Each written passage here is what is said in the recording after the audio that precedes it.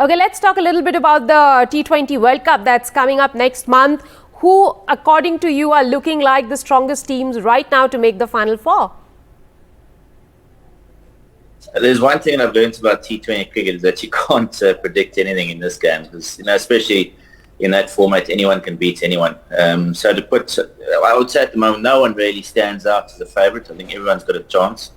And it's just who's going to adapt to conditions. And yeah, you need a little bit of luck in T20 cricket to get that rubber ball going your way at the right time. So I'm going to throw South Africa out there because I'm South African, so always going to be leaning towards them, and hopefully they can come through and win a World Cup. But I think it's anyone's World Cup to win.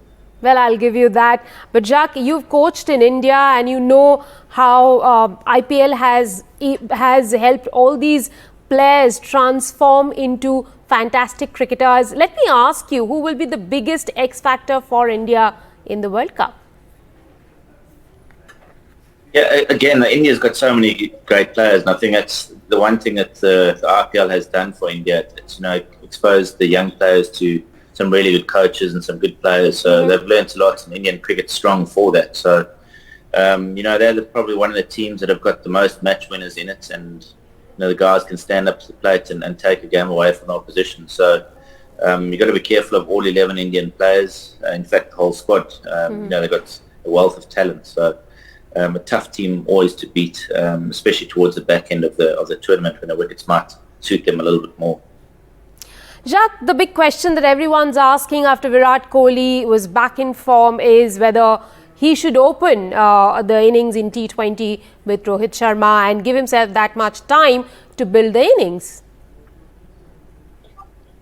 I think team comes first, and I think he's one that plays like that as well. That he'll fit in any position that he's given. But nice to see him back in form. He's a class player, and it was just a matter of time until he got a few runs under his belt again. So he could fit in anywhere in the order, but he played really well and obviously got the 100. So hopefully his confidence is back for India's sake, and he can get back into the runs consistently. Jacques, while India's batting looks more or less settled, but questions around bowling, what kind of X factor does India need in its bowling department to win matches down under?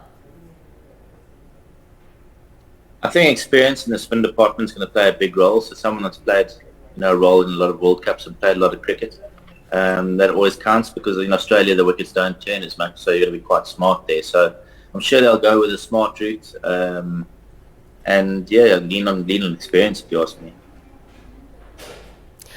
Jacques, so India has 6 matches before the World Cup, and big question whether Rishabh Pant or Dinesh Karthik should play the wicketkeeper's role in the first match against Australia. Team India has brought in DK. Do you think Pant can play a role in India's success down under?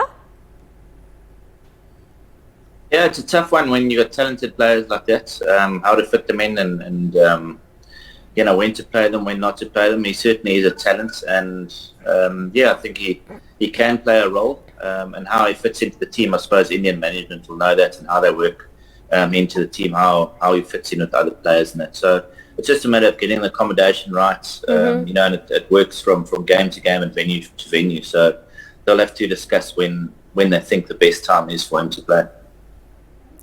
Right, thank you very much, Jacques Kallis, for your valuable time. Enjoy the league in India while Team India figures its final 11 for the World Cup in just under a month's time.